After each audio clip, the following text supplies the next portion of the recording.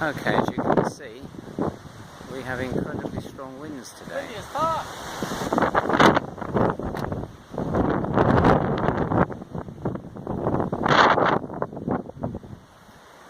We're suffering a little bit today from heavy wind gusts of up to maybe 30-40 miles an hour. It's going to make cycling really difficult.